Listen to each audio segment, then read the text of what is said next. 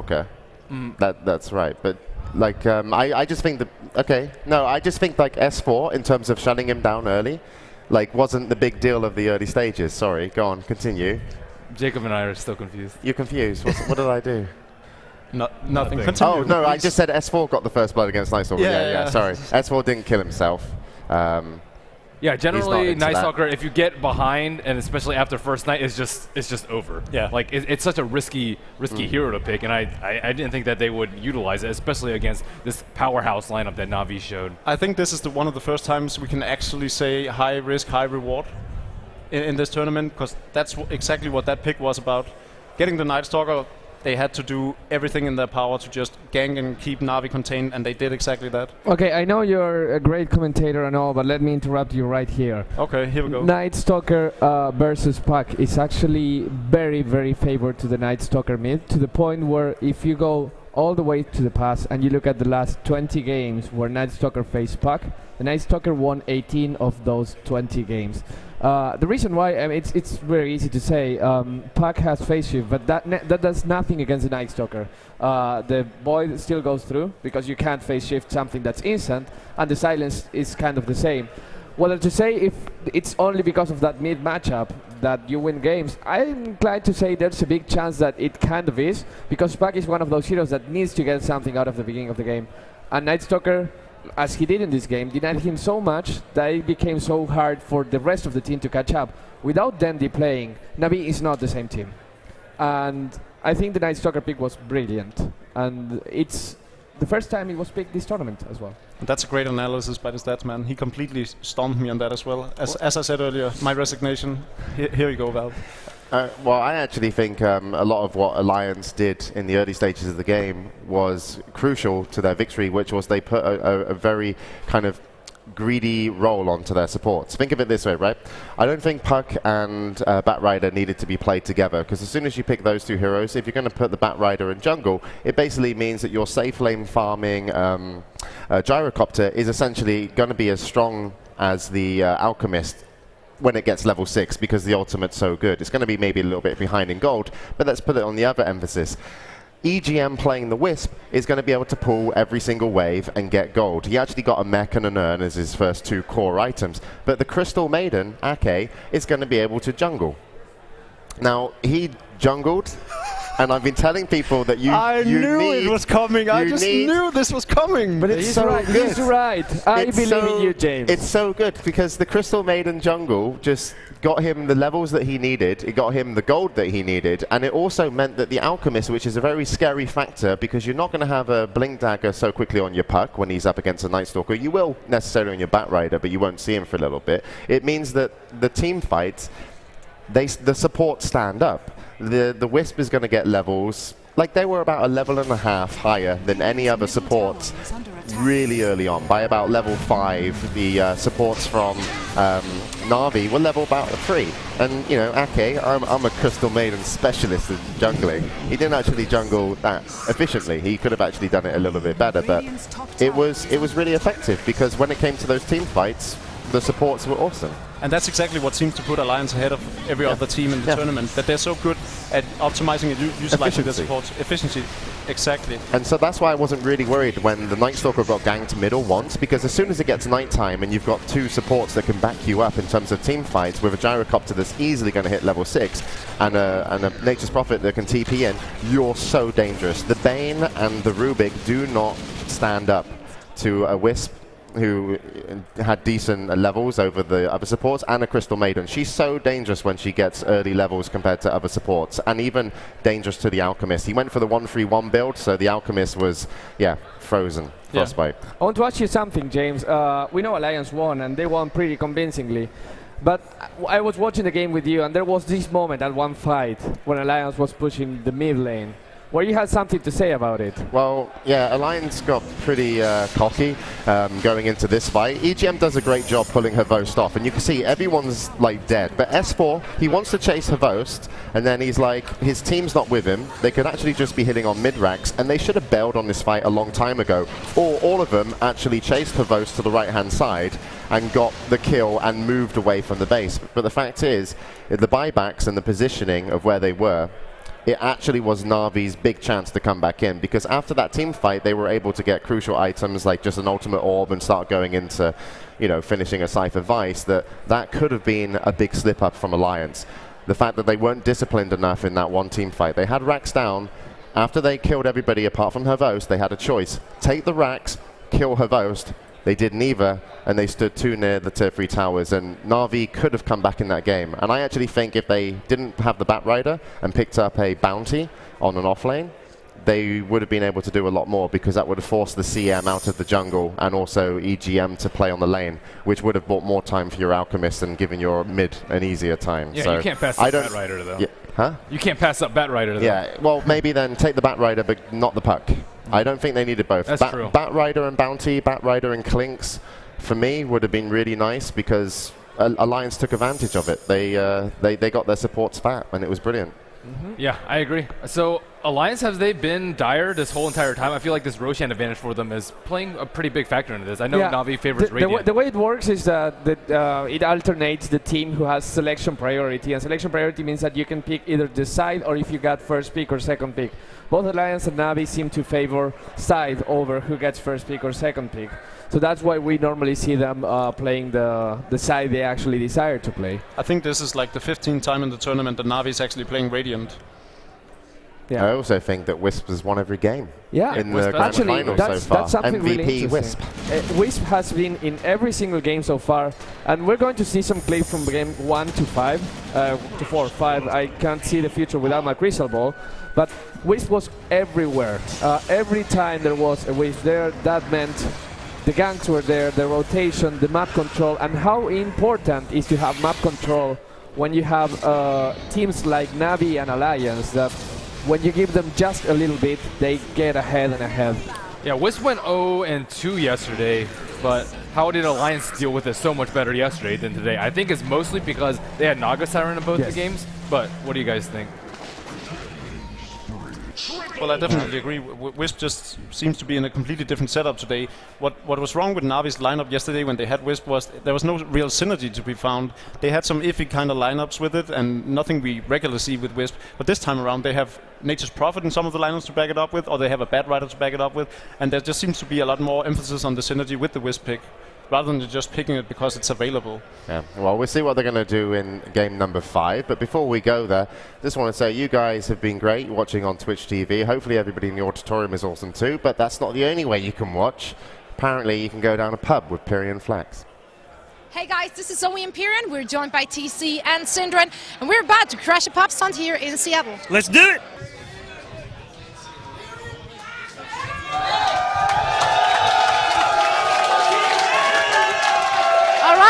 People are apparently in a good mood. But that was easy. All right, let's ask the people how they're enjoying themselves so far. How is the pub stomp going here in Seattle? Pub stomp is incredible. Luna, I like your costume. You a big Dota fan? Yes. Everyone's excited. It's awesome. Who are you rooting for? Sorry? Who are you rooting for? Navi. Yeah. Who are you rooting for? I'm actually going for Alliance, but don't tell anybody here. Okay, this is a more quiet area. You guys chose a quiet area. How's it going over here? Oh, it's going great. Alliance is winning. Woo! Are you guys cheering for Alliance? Yeah. Oh, yeah. All Alliance, of you? yeah. So, has there been any hostility between the Na'Vi and Alliance fans? Yeah, not yet. Not yet. Are you planning to make it escalate? I'm not. We're heavily outnumbered here, so. Oh, is that why you're sitting in the quiet area to not, Don't tell keep anybody. it? Can you guys let me know who's cheering for Na'Vi? Okay, and who's cheering for Alliance?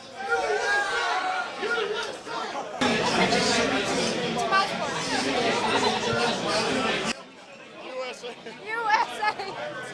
Okay, hey guys, can we get a USA cheer for Liquid? USA!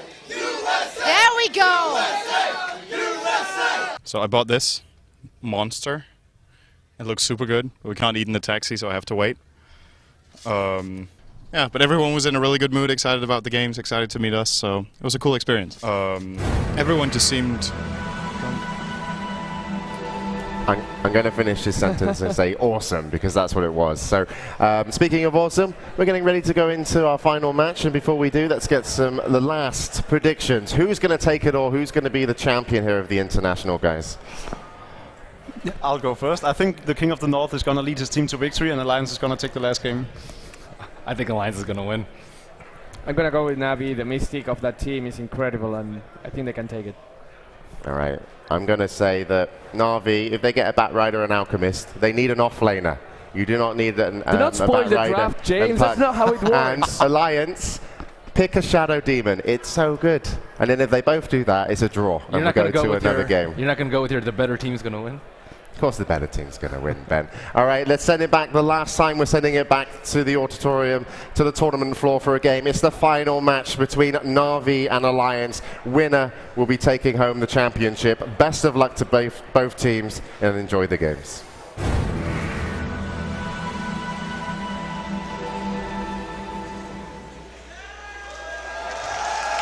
Alliance versus 2011 international champions, Na'Vi. Everything hangs in the balance. It all comes down to this. One more game, $2 million on the table. Winner, first place at the International, the aegis and the prestige of being the best Dota 2 team in the world. The loser, second place, and only 600,000. And here we go, Lumi. And it wouldn't be appropriate if we didn't have another Wisp. Well, Wisp has 100% win rate in the grand finals. In grand finals, and Alliance takes it. So by statistics, can we just go home, or are we? If we were Bruno, we'd just say show's over, folks. But we're casters, we're going to stick with it. So they get a Wisp. They actually, the reply from Na'Vi was identical this game. They pick up Bat, then they pick up Alk, same draft that we saw before. Alliance, the reply, same from them as well. They go for Profit. It has an eerie feeling about it. They're on the same sides. It's the same draft thus far. Will these paths diverge? I think they already have, actually. I feel like we're watching a scrim. Like, you know how teams practice against each other and say, you know what, we want to practice one strategy, you want to practice other strategy, let's keep everything the same and let the play decide itself. But hell of a scrim. Hell of a friggin' scrim. Scrim with $1.4 million on the line. For first, and then $2 million total if you factor in second. It's a lot of money. But Na'Vi have already broken the mold. Last game, they went third pick Puck.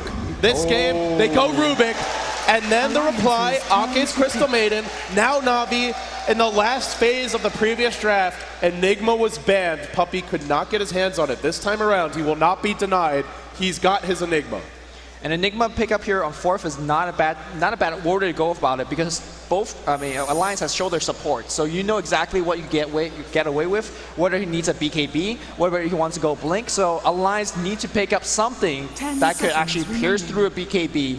And I gotta say, S4 play the Beastmaster in game number 1 wasn't the best play because so much actually focused onto him, but I mean, why not? I think Beastmaster is a pickup here, but no, he wants to go with the Puck. Oh, this is looking good, Lumi.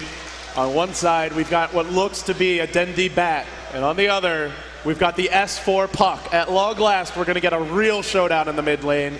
Two heroes that can snowball. Two heroes that can find early kills. Two of the best gankers in the game. Oh, get excited for this. All right, so a couple of things real fast. Na'Vi need to pick up a little bit more burst damage.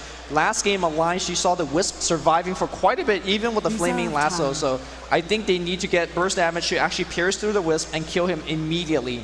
At the same time, Alliance for the last draft need to get some damage output, because if BKB ends up being on the Alchemist and on Enigma, there's just no damage output at all coming out from Alliance. And Puck does not transition as well into a semi-carry role as a Night Stalker. Now, Nature's Prophet does give you some damage, but he gets it much later. There is an anti-mage in the pool here.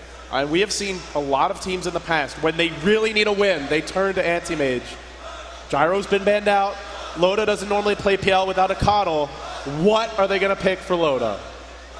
Anti-mage, PA. There is a CK, there's a Tiny, I mean there's the classic Wisp partners, but there's options. They don't farm that well, generally speaking. Tiny does eventually, but CK not so much. Yeah, with the wide hero pool that Loda has, it's really, really hard to protect. Meanwhile, Na'Vi, of course, needing Funix hero, although it's not set just yet. Batrider was played by Funix last game, and maybe they pick up Dendi. Wow. Dendi! Templar Assassin! Opa Dendi! Opa Dendi! We're we're going to see a Dendi TA mid, and TA, by the way, does very well against Puck. Oh, she This does. is a tough matchup. This is going to be hard for S4. That puts Funnick into the jungle as bat, and now Alliance, their final chip on the table. It's all in on this Loda last pick. What's it going to be? I have no freaking clue. I have no freaking clue. Loda, what's he thinking of here? Is it a Sven? Is it a Tiny? Is it a CK? Is it a Nancy Mage? They're showing his max kills, his max GPM. Can't go out. That's not an option. I What's he think gonna against do? Templar Assassin, of the heroes that you listed, Tiny is probably the best. But no, they're going to go with CK. Chaos Knight. So with Chaos Knight for the final game of the International number 3, both teams trying to go home with $1.4 million. And of course, the And lovely that. Aegis. And that one matters. To these players, in some ways, it may matter more than the money. Not that the money isn't nice, but they want to be known as the best. Not second best, not close, but the best. And to be the best, you got to win this game. It's game 5 of a best of 5 Alliance versus Na'Vi. $2 million at stake. There's no more games to fall back on. There's no more second chances. You win or you finish second. And here we go. It's tense. It's tense. There's a indeed. palpable air in this crowd.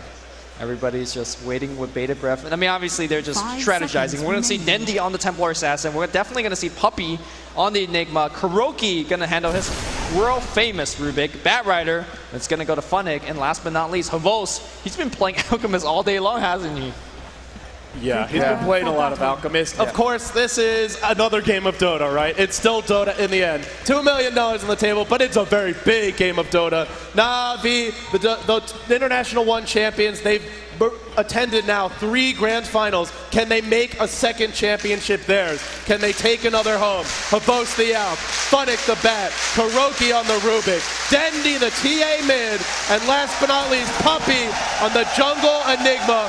Our first ever Game 5 at the International on the side of the Alliance. The Kings in the North, yet to lose a series at this tournament. They've lost a few games in a row here, but they battled back to force this game. S4 on his signature puck. EGM, the EO, the Wisp. Ake, the Crystal Maiden. Loda on the Chaos Knight, and they're heading to the bottom lane. Last but not least, it's Admiral Bulldog expecting to go 1v1 against the Funnick Bat, starting with the Magic Stick, heading to the top lane.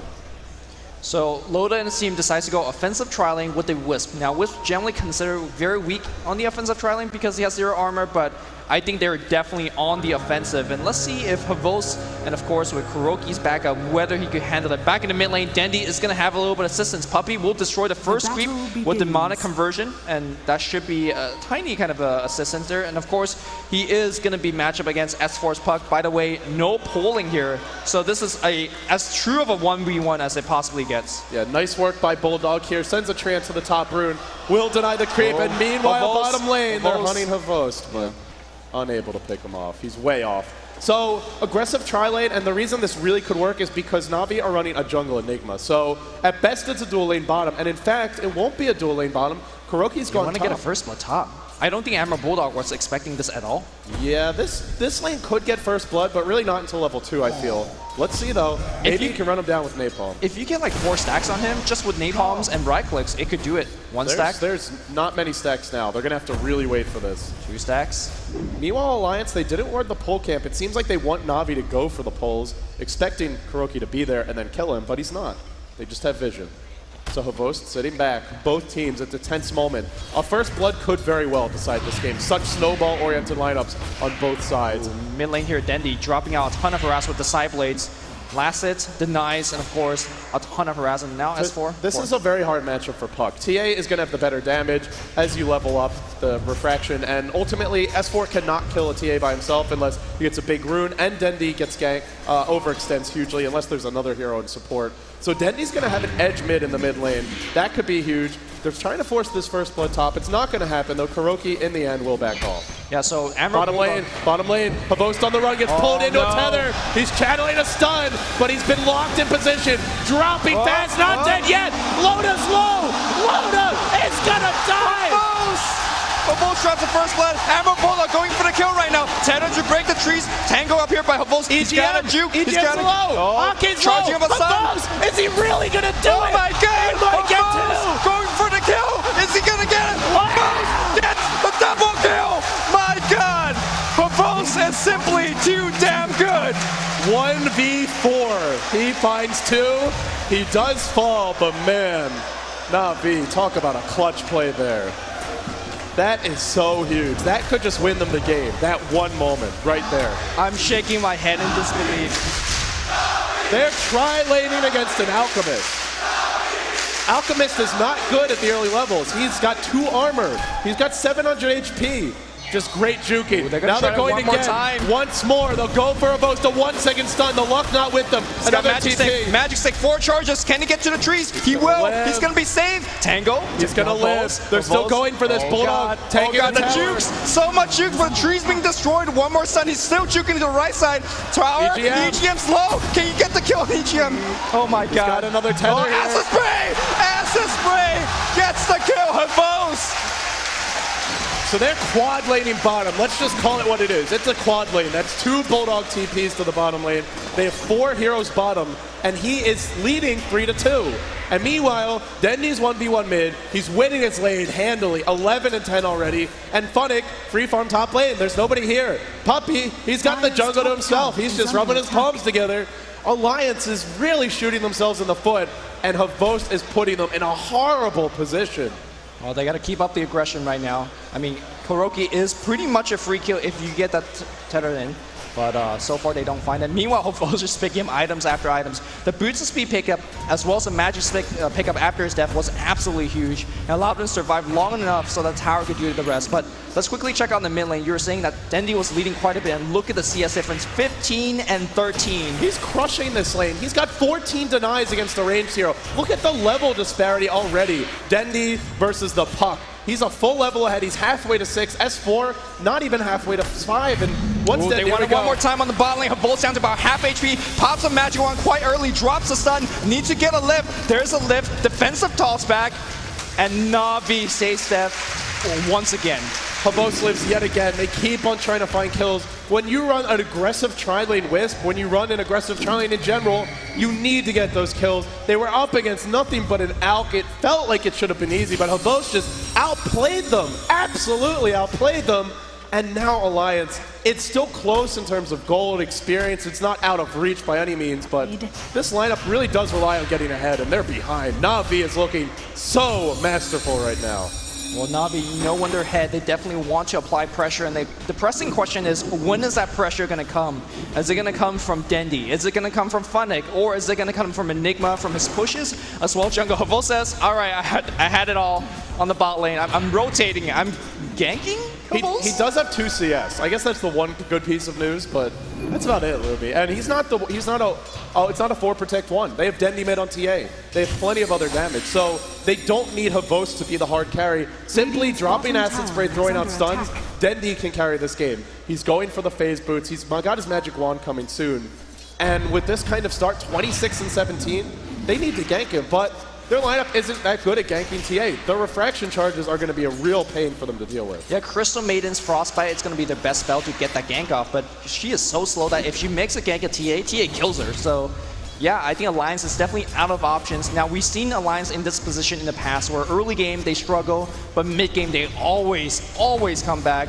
And it's going to be on the back of an S4 Puck. I have absolute confidence that we're going to see a lot more better fights out of S4. But he's losing his lane. He's 19-3. Dendi's 29-18. Lane's overrated. S4's S4. He is really losing his lane, though. This is going to be tough for him. Not yet level 6. Nowhere near a blink. He can't even get the roots because Havos is denying him at every corner.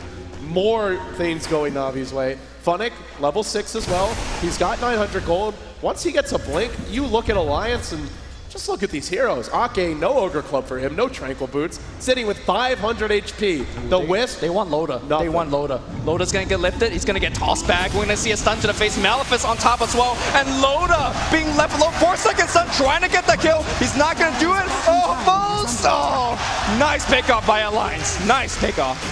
Great pick up by them, but Loda dies as a Chaos Knight. This hero does not flash farm. This hero does not really catch up from farm. So dying there, a huge loss nonetheless. Havos falls, but Dendy's still farming. Funnick's still farming. Puppey's still farming.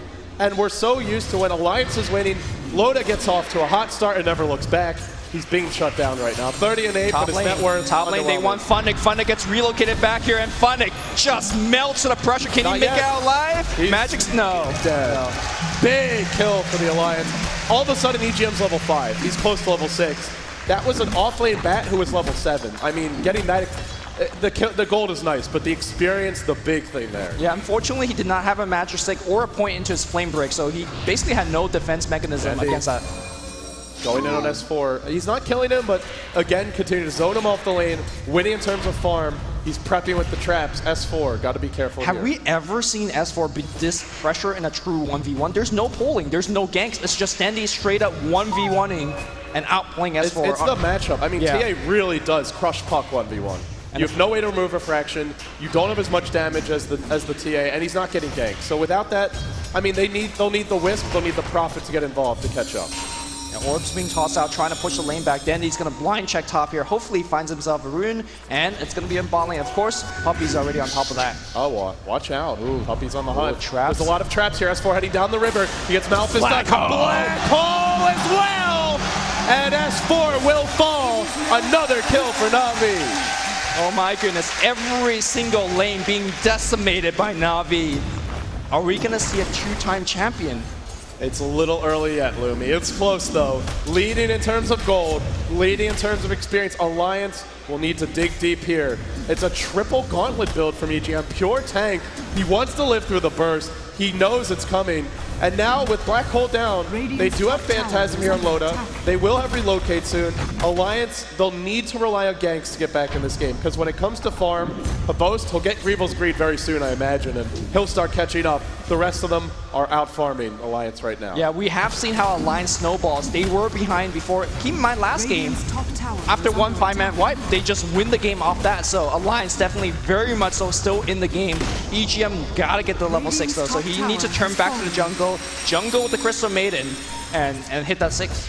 The first tower for the Alliance falls top. The tier 1 is down, and now they can go back, continue to pull, get that Wisp a level 6, and go for some ganks.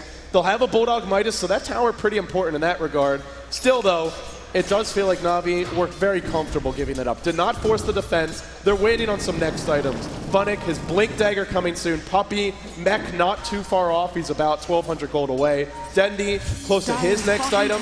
And I think this is a BKB game to me. We'll see what Dendy wants to go for, but here we go. Relocate on Havos, trapped in position. This time does he get out? Not that easy. Alliance strikes back with a vengeance, 5-5, and a much needed kill. They continue to shut this out down. A momentary lapse in Havos' judgment. Does not see Havos turn level 6, and that was an instant game. EGM just hit level 6 there. Very quick relocate. Now we'll go for an Urn. And hey, Loda, no time wasted in farming.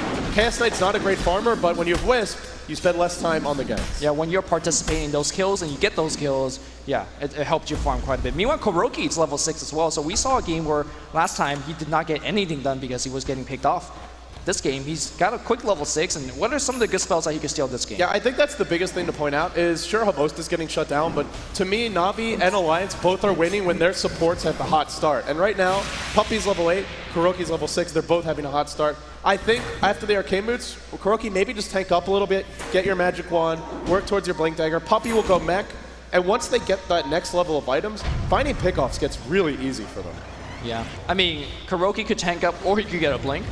And I'm more leaning towards a Blink. We'll see. Yeah. He's got a lot of options here. He'll wait. He'll bide his time. There are other heroes to initiate as well. There's Funnick to jump in first. There's nothing that big to steal an Alliance. Maybe Dreamcoil or Silence, but I think the big thing is just to stay alive and find a good jump.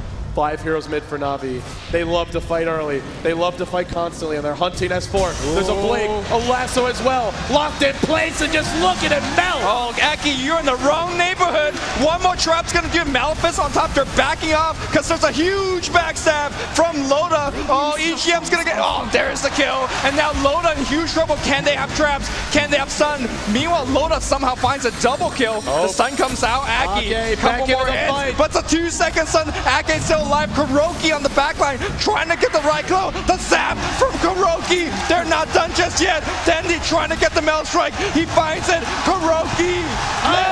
Dandy! Dandy! Out of his mind right now. In comes S4. There's a stun from Abos with his dying wishes. Dandy, though, will fall. And immediately the Alliance replies. But they do buy back on Loda.